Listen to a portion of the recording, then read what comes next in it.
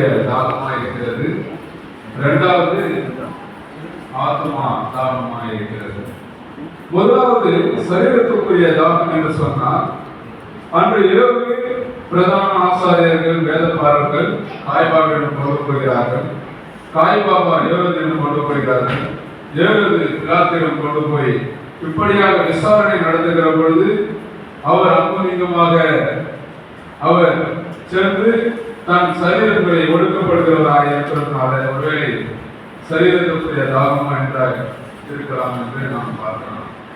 அப்படியானால் அவர் தன் தாகம் என்கிற போது கசப்பு கலந்த காணியை அவரிடத்தில் கொடுக்கிறார். அவர் முதல் அடையாளம் தண்ணீரை அவர் திராட்சரசமாய் மாற்றினார்.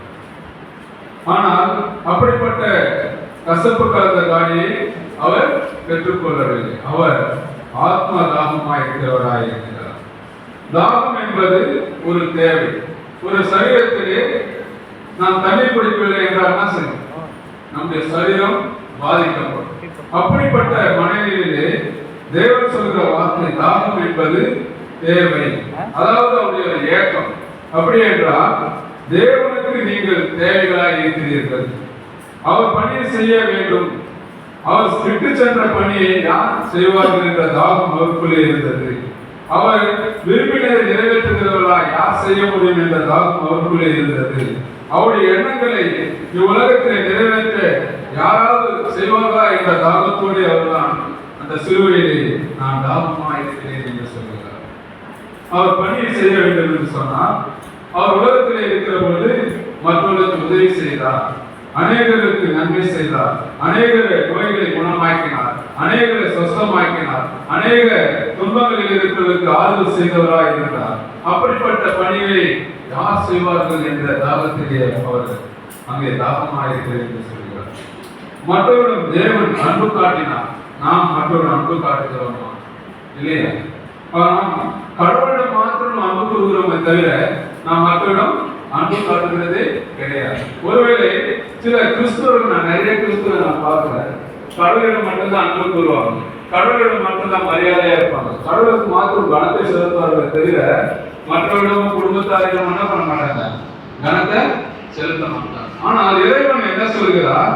உன்னை போல பிறனை நேசிக்க வேண்டும். பவுல் சொல்கிறார், நான் எப்படி கடவுளிடம் கண்ணியமாக மரியாதையாக நடக்கிறோமோ அதே போல நாம் மற்றவரிடம் கண்ணியத்தோடு நடக்க கற்றுக்கொள்ள வேண்டும் என்கிற சொல்கிறார். ரோமர் சொல்கிறார், சந்தோஷப்படுவோடு நீங்கள் சந்தோஷப்படுங்கள், அழுதலோடு நீங்கள் அழுங்கள். அப்படியாக கடவுள் வாழ்ந்தது போல நாம் வாழ வேண்டும் அவர் எண்ணுகிறார்.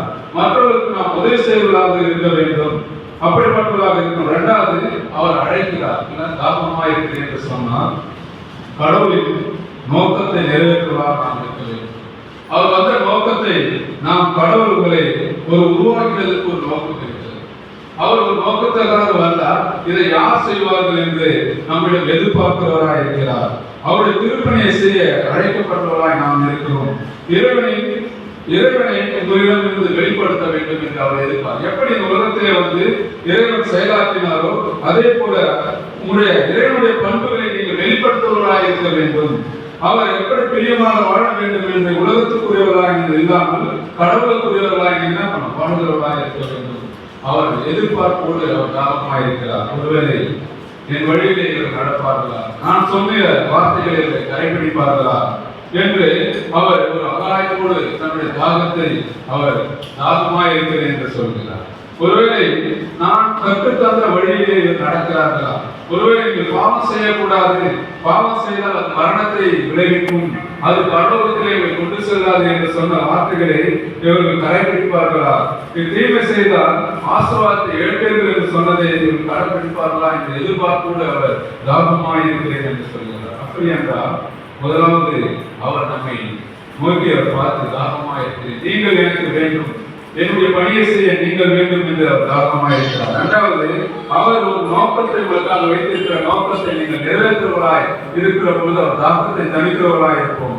மூன்றாவது, அவர் எதிர்பார்ப்பை நாம் நிறைவேற்றுவராய் இருக்கிற பொழுது தேவன் தன்னுடைய தாகங்களை ஆத்மா தாகத்தை திருப்பி செய்வதாக நாம் இருப்போம். கர்த்தர் திருவசன ஆசீர்வதிப்பாராக.